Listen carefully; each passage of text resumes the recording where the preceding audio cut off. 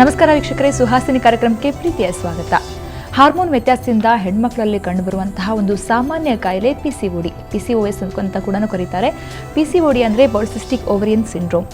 ಏನಿದು PCOD, ಯಾರಲ್ಲಿ ಕಂಡುಬರುತ್ತೆ, ಇದರ ಪರಿಣಾಮ ಏನು, ಇದಕ್ಕೆ ಚಿಕಿತ್ಸೆಗಳೇನಿವೆ ಅಂತ ತಿಳ್ಕೊಳ್ಳೋಣ. ಇವತ್ತಿನ ಸುಹಾಸಿನಿಯಲ್ಲಿ ಮತ್ತೊಮ್ಮೆ ಕಾರ್ಯಕ್ರಮಕ್ಕೆ ಸ್ವಾಗತ. ನಾನು ನಿಮ್ಮ ಗೆಳತಿ ಸಬಿತಾ.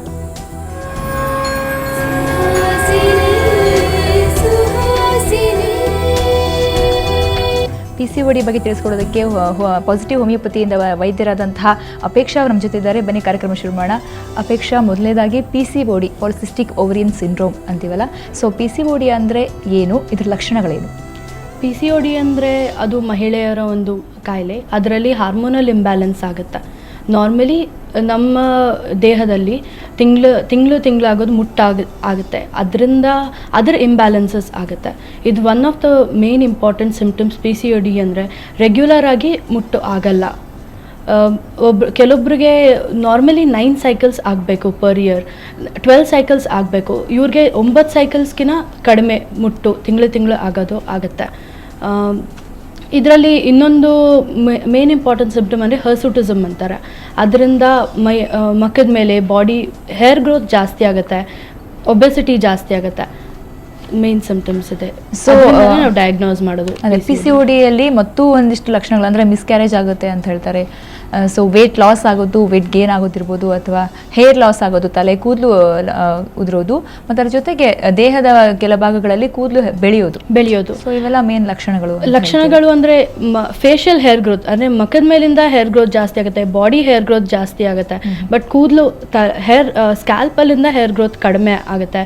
ಒಬೆಸಿಟಿ ಜಾಸ್ತಿ ಇರೋದ್ರಿಂದ, ಕೊಲೆಸ್ಟ್ರಾಲ್ ಲೆವೆಲ್ಸ್ ಜಾಸ್ತಿ ಇರೋದ್ರಿಂದ, ಡಯಾಬಿಟಿಸ್ ಮತ್ತು ಹೈಪರ್ ಟೆನ್ಷನ್, ಇದೆಲ್ಲ ಹಾರ್ಟ್ ಡಿಸೀಸಸ್ ಇದೆಲ್ಲ ಬರೋದು ಚಾನ್ಸಸ್ಗಳು ಮುಂದೆ ಇರುತ್ತೆ. PCOSಗೆ ಮೇನ್ ಕಾಸಸ್ ಏನಂತ ಹೇಳ್ತೀರಾ? ಕಾಸ್ ಅಂದರೆ ಇನ್ನೂ ಏನು ಹೇಳಿಲ್ಲ, ಏನು ಅನ್ಸರ್ಟನ್ ಕಾಸಸ್ ಅದರದ್ದು. ಬಟ್ ಜೆನೆಟಿಕ್ ಆಗಿನೂ ಕಾಸಸ್ ಇರುತ್ತೆ. ತಾಯಿಯಲ್ಲಿ PCOD ಕಂಡು ಬಂದರೆ, ಅಥವಾ ಏನಾದ್ರು ಬೇರೆ ಮುಟ್ಟಿಂದ ತೊಂದರೆಗಳು ಕಂಡು ಬಂದರೆ, ಮಕ್ಕಳಲ್ಲಿ ಬರೋದು ತುಂಬ ಕಾಮನ್ ಆಗಿ ಬರುತ್ತೆ ಮಕ್ಕಳಲ್ಲಿ. ಮತ್ತು ಓವರ್ ವೇಟ್ ಇದ್ದವರಲ್ಲಿ ಜಾಸ್ತಿ PCOD ಪ್ರಾಬ್ಲಮ್ಸ್ ಬರಬಹುದು ಅಂತಾರೆ, ಏನು ಹೇಳ್ತೀರಾ?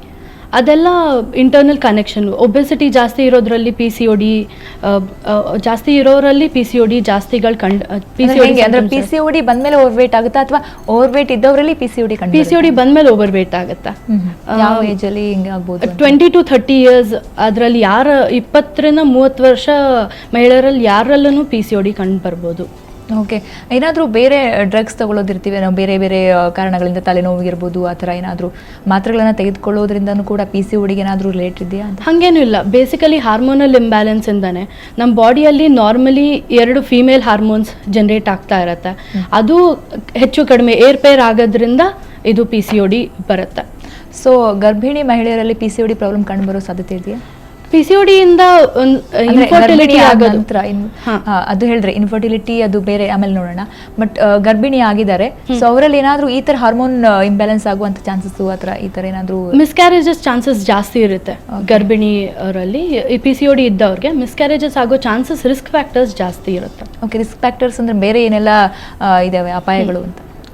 PCOD ಇದ್ದವರಲ್ಲಿ ಇನ್ಸುಲಿನ್ ರೆಸಿಸ್ಟೆನ್ಸ್ ಆಗೋದ್ರಿಂದ diabetes mellitus, hypertension, cholesterol ಜಾಸ್ತಿ ಇರೋದ್ರಿಂದ ಹೃದಯದ ರೋಗಗಳು ಅದೆಲ್ಲ ಬರೋದು ಜಾಸ್ತಿ ಇರುತ್ತೆ. ಕೆಲವೊಬ್ಬರಲ್ಲಿ ಕ್ಯಾನ್ಸರ್ ಕೂಡ ಕಂಡು ಬರ್ಬೋದು. Endometrial cancer, ovarian cancers uterine cancers ಬರೋ ಚಾನ್ಸಸ್ ಜಾಸ್ತಿ ಇರುತ್ತೆ. ಮತ್ತು ಬೇರೆ ರೋಗ ಲಕ್ಷಣಗಳು ಏನಾದ್ರು ಕಂಡು ಬರುತ್ತಾ ಇದು PCOD? ನೀವೀಗೇನು ಹೇಳಿದ್ರೆ ಅದು ಹೊರತಾಗಿ ಬೇರೆ ಏನಾದರೂ ಆರೋಗ್ಯದ ಮೇಲೆ ಪರಿಣಾಮ ಬೀರುವಂತಹ ರೋಗ ಲಕ್ಷಣಗಳು? ಅದೇ ಒಬೆಸಿಟಿನೇ ಜಾಸ್ತಿ ಇರೋದ್ರಿಂದ ಎಲ್ಲ ರಿಸ್ಕ್ ಫ್ಯಾಕ್ಟರ್ಸ್ ಜಾಸ್ತಿ ಆಗುತ್ತೆ. ಬೇರೆ ಹಾರ್ಟ್ ಡಿಸೀಸಸ್ ಬರೋದು, ಇನ್ನೇನು ಹಾರ್ಟ್ ಡಿಸೀಸಸ್ ಬರೋದು, ಅವ್ರ ಮೆನ್ಸ್ಟ್ರಲ್ ಇರ್ರೆಗ್ಯುಲಾರಿಟೀಸ್ ತುಂಬ ಆಗುತ್ತೆ.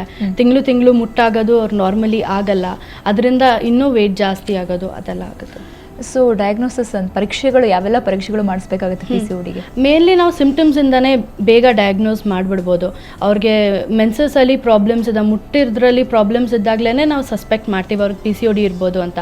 ಅವ್ರ ಫೇಶಿಯಲ್ ಹೇರ್ ಗ್ರೋತ್ ಜಾಸ್ತಿ ಇದ್ದಾಗ, ಒಬೆಸಿಟಿ ಜಾಸ್ತಿ ಇದ್ದಾಗನೇ ನಾವು ಅವ್ರಿಗೆ ಸಸ್ಪೆಕ್ಟ್ ಮಾಡ್ತೀವಿ ಅವ್ರಿಗೆ PCOD ಇದೆ ಅಂತ. ಅದಲ್ಲದೆ ಅಲ್ಟ್ರಾಸೋನೋಗ್ರಫಿ ಮಾಡ್ತೀವಿ. ಸೋನೋಗ್ರಫಿಯಲ್ಲಿ ಸ್ಕ್ಯಾನಲ್ಲಿ ಅವ್ರ ಓವರೀಸಲ್ಲಿ ಸಿಸ್ಟ್ಸ್ ಅಂತ ಕಾಣುತ್ತೆ. ಆ ಸಿಸ್ಟ್ಸ್ ಅಂದರೆ ತಿಂಗಳು ನಮಗೆ ಮೆನ್ಸಸ್ ಆದಾಗ ಓವಮ್ ಅನ್ನೋದು ಹೊರಗಡೆ ಬರಬೇಕು, ಅದು ಬಂದಿಲ್ಲ, ಅದು ಓವರೀಸಲ್ಲೇ ಉಳ್ಕೊಳ್ಳುತ್ತೆ, ಅದರಿಂದ ಸಿಸ್ಟ್ಸ್ ಫಾರ್ಮ್ ಆಗುತ್ತೆ. ಸ್ಕ್ಯಾನಲ್ಲಿ ಬೇಸಿಕಲಿ ಅದನ್ನೇ ಕಾಣುತ್ತೆ ನಮಗೆ.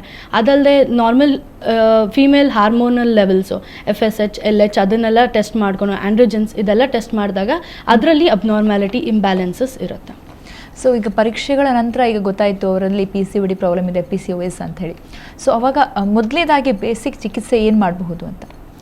ಬೇಸಿಕ್ ಅಂದರೆ ಮೆಡಿಸಿನ್ಸೇ ಫಸ್ಟ್. ಒಬೆಸಿಟಿ ನಿಮ್ಮ ವೇಟ್ ಎಷ್ಟು ಡಿಕ್ರೀಸ್ ಮಾಡ್ತಾರೋ ಅದರಿಂದ ತುಂಬಾ ಹಾರ್ಮೋನಲ್ ಇಂಬ್ಯಾಲೆನ್ಸ್ಗೆ ಹೆಲ್ಪ್ ಆಗುತ್ತೆ. ಡಯಟ್, ವೇಟ್ ರಿಜಿಮಿನ್ ಎಲ್ಲ ಕರೆಕ್ಟಾಗಿ ಡಯಟ್ ಮೇಂಟೈನ್ ಮಾಡಿದ್ರೆ ಆಲ್ಮೋಸ್ಟ್ 20% to 50% ಚಾನ್ಸಸ್ PCOD ಬರೋದು ಕಡಿಮೆ ಇರುತ್ತೆ. ಅದ್ರ ಸಿಮ್ಟಮ್ಸ್ ಕಡಿಮೆ ಇರುತ್ತೆ. ನಾರ್ಮಲ್ ಹಾರ್ಮೋನ್ಸ್ ಪ್ರೊಡ್ಯೂಸ್ ಆಗುತ್ತೆ ನೀವು ಡಯಟ್ ಮತ್ತು ನಾರ್ಮಲ್ ವೇಟ್ ಮೇಂಟೈನ್ ಮಾಡಿದ್ರೆ. ತುಂಬ ಜನ ಹದಿಹರೆಯ ಹುಡುಗಿಯರಲ್ಲಿ ಈ ಒಂದು ಮುಟ್ಟಿನ ಸಮಸ್ಯೆ ಇದ್ದೇ ಇದೆ. ಸೊ ಹಾಗಂತ ಅವ್ರಿಗೆ PCOD ಇದೆ ಅಂತ ಹೆಂಗೆ ಗೆಸ್ ಮಾಡ್ಬೋದಾ ಹೆಂಗೆ? ಕೆಲವೊಂದು ಸಿಮ್ಟಮ್ಸಿಂದ ಗೆಸ್ ಮಾಡ್ಬೋದು. ಫೇಶಿಯಲ್ ಹೇರ್ ಗ್ರೋತ್ ಜಾಸ್ತಿ ಇದ್ದಾಗ, ಒಬೆಸಿಟಿ ಜಾಸ್ತಿ ಇದ್ದಾಗ ಚಾನ್ಸಸ್ ಜಾಸ್ತಿ ಇರುತ್ತೆ. ಅವ್ರ ಹೇರ್ ಗ್ರೋತ್ ಹೆಂಗೆ ಆಮೇಲೆ ಆಗುತ್ತಾ ಅಥವಾ ಮುಂಚೆನೇ ಅವ್ರಿಗೆ ಬರ್ತಾನೆ ಆಸ್ ಪ್ಯೂಬರ್ಟಿ ಅಂತ ಒಂದು ಚೇಂಜಸ್ ಬರ್ತಾ ಇರತ್ತಲ್ಲ, ಆವಾಗ್ಲೇನೆ ಗೊತ್ತಾಗ್ಬಿಡುತ್ತೆ.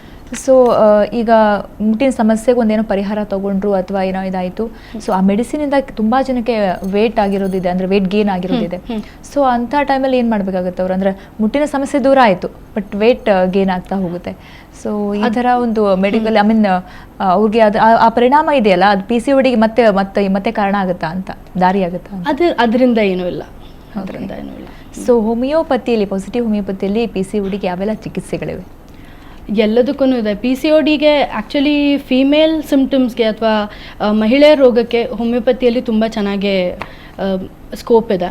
ಯಾಕಂತಂದರೆ ನಾವು ಆ ಪೇಷಂಟ್ನ ಅವ್ರಿಗೆ PCOD ಇದೆ ಅಥವಾ ಇನ್ನೇನೋ ತೊಂದರೆ ಇದೆ ಅಂತ ನೋಡಲ್ಲ.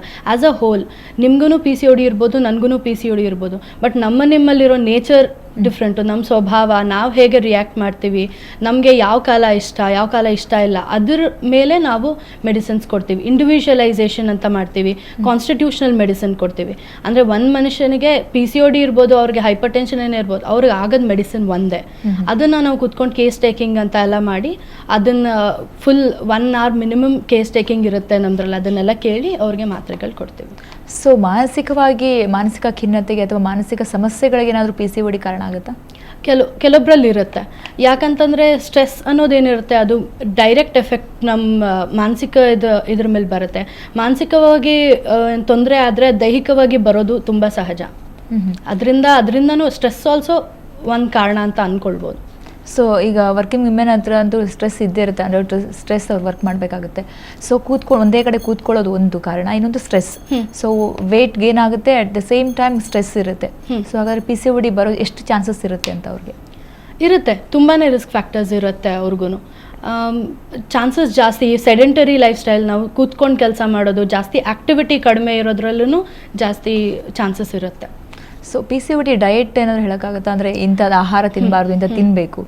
ಯೂಶಲಿ ಲೋ ಕಾರ್ಬ್ ಡಯಟ್ ಅಂತ ಹೇಳ್ತಾರಲ್ಲ, ಕಾರ್ಬೋಹೈಡ್ರೇಟ್ಸ್ ಅಂದರೆ ಅಕ್ಕಿ, ರೈಸು ಇದನ್ನೆಲ್ಲ ಕಡಿಮೆ ಮಾಡಬೇಕು. ರೈಸು ಮತ್ತು ಜಾಸ್ತಿ ಗ್ರೀನ್ ಲೀಫಿ ವೆಜಿಟೇಬಲ್ಸ್ ತೊಗೊಳ್ಬೇಕು, ಎಲ್ಲ ಫ್ರೂಟ್ಸ್ ಎಲ್ಲ ಜಾಸ್ತಿ ತೊಗೊಳ್ಬೇಕು. ಎಕ್ಸಸೈಸ್ ಮಾಡಬೇಕು. Exercise at least 40 to 45 minutes of brisk walk per day ಮಾಡಿದ್ರೆ ಸಾಕು. ನೀವು ಅಷ್ಟು ನಿಮ್ಮ ಆ್ಯಕ್ಟಿವ್ ಆಗಿ ನಿಮ್ಮ ಶೆಡ್ಯೂಲ್ನ ನೀವು ಇದು ಮಾಡಿಕೊಂಡ್ರೆ ರಿಸ್ಕ್ ಕಮ್ಮಿ ಆಗುತ್ತೆ. PCODಗೆ ಮಾತ್ರೆಗಳಿಂದ ಗುಣಪಡಿಸೋಕ್ಕಾಗಿಲ್ಲ ಅಂದರೆ ಏನು ಸರ್ಜರಿ ಏನಾದರೂ ಇದೆಯಾ? ಸರ್ಜರಿ ಇದೆ, ಬಟ್ ಯೂಶಲಿ ಮಾತ್ರೆಗಳನ್ನೇ ಕೊಡೋದು. ಅಂದರೆ ಗುಣಪಡಿಸಬಹುದು, ಮಾತ್ರೆಗಳಿಂದನೇ ಗುಣಪಡಿಸಬಹುದು. ಸೊ ಈಗ ಡಯಟ್ ಆಯಿತು, ನಾವೆಲ್ಲ ಎಕ್ಸಸೈಸ್ ಮಾಡ್ತಿದ್ದೀವಿ, PCODಗೆ ನಾವು ಗುಣಪಡಿಸ್ಕೊಂಡಿದ್ದೀವಿ, ಮತ್ತೆ ಬರೋ ಚಾನ್ಸಸ್ ಇರುತ್ತಾ ಇದು? PCOD can be maintain. ಅದನ್ನು ನಾರ್ಮಲಿ ನಿಮ್ಮ ತಿಂಗಳು ಕರೆಕ್ಟಾಗಿ ಓವ್ಯುಲೇಷನ್ ಆಗೋ ಹಾಗೆ ಮೇಂಟೈನ್ ಮಾಡ್ಬೋದು. ಅದನ್ನು ಮಿಸ್ಕ್ಯಾರೇಜ್ ಆಗೋದು ಅಂತ ಹೇಳಿದ್ರೆ ತುಂಬ ಜನ ಹತ್ರ ಈ ಪ್ರಾಬ್ಲಮ್ ಇದ್ದೇ ಇರುತ್ತೆ. ಸೊ ಅಂಥವರಲ್ಲಿ ಹೇಗೆ ಗೊತ್ತಾಗುತ್ತೆ? ಆಮೇಲೆ ಒಂದೆರಡು ಮಿಸ್ಕ್ಯಾರೇಜ್ ಆಗಿರುತ್ತೆ, ನೆಕ್ಸ್ಟ್ ಅವ್ರು ಅದನ್ನು ಕಾಪಾಡ್ಕೊಳ್ಳೋದು ಹೇಗೆ ಅಂತ? ಯಾಕಂತಂದರೆ ಪ್ರೆಗ್ನೆನ್ಸಿ ಆಗೋಕ್ಕೆ ಹಾರ್ಮೋನ್ಸ್ ತುಂಬಾ ಇಂಪಾರ್ಟೆಂಟ್ ಕಾರಣಗಳಾಗ್ತವೆ. ಆ ಹಾರ್ಮೋನ್ಸಲ್ಲಿ ಏರ್ಪೇರ್ ಇರೋದ್ರಿಂದ ಮಿಸ್ಕ್ಯಾರೇಜ್ ಆಗುತ್ತೆ. ಸೊ ಪ್ರೆಗ್ನೆನ್ಸಿ ಆಗೋಕ್ಕಿಂತ ಮುಂಚೆನೇ ಹಾರ್ಮೋನ್ಸ್ ಸ್ವಲ್ಪ ನಾರ್ಮಲ್ ರೇಂಜಲ್ಲಿ ತಂದು ಇದು ಮಾಡಿದ್ರೆ ಸ್ವಲ್ಪ ರಿಸ್ಕ್ ಫ್ಯಾಕ್ಟರ್ಸ್ ಕಡಿಮೆ ಆಗುತ್ತೆ. ಮಿಸ್ಕ್ಯಾರೇಜ್ ಆಗೋದು ಇದು ಕಡಿಮೆ ಆಗುತ್ತೆ. ಓಕೆ, ನಿಮ್ಮ ಜೊತೆ ಮಾತಾಡ್ತೀನಿ ಅಪೇಕ್ಷಾ. ವೀಕ್ಷಕರೇ, ನಾವು ಮಾತಾಡ್ತಾ ಇದ್ವಿ ಹಾರ್ಮೋನ್ ವ್ಯತ್ಯಾಸಗಳಿಂದ ಆಗುವಂತಹ ಒಂದು ರೋಗ ಲಕ್ಷಣ PCOD, PCOS ಅಂತಾರೆ. ಸೊ ಇದು ಯಾಕೆ ಬರುತ್ತೆ, ಯಾರಲ್ಲಿ ಬರುತ್ತೆ, ಇದರ ಲಕ್ಷಣಗಳೇನು ಅಂತ ತಿಳ್ಕೊಳ್ತಾ ಇದ್ವಿ. ಇದಕ್ಕೆ ಚಿಕಿತ್ಸೆಗಳು ತಿಳ್ಕೊಳ್ತಿದ್ವಿ. ನಿಮ್ಮ ಹತ್ರನೂ ಈ ಥರ ಏನಾದರೂ ಸಮಸ್ಯೆಗಳು, ಈ ಥರ ಲಕ್ಷಣಗಳುಳ್ಳಂತಹ ಏನಾದರೂ ರೋಗ ಲಕ್ಷಣ ಇದ್ದರೆ ನಮಗೆ ಕರೆ ಮಾಡಿ, ನಿಮಗೆ ಡಾಕ್ಟ್ರು ಪರಿಹಾರ ತಿಳಿಸ್ತಾರೆ. ಇದು ಈಗೊಂದು ಬ್ರೇಕ್ ತಗೊಳ್ಳೋಣ. ಬ್ರೇಕ್ನ ನಂತರ ಸುಹಾಸಿನಿ ಮುಂದುವರಿಯುತ್ತೆ.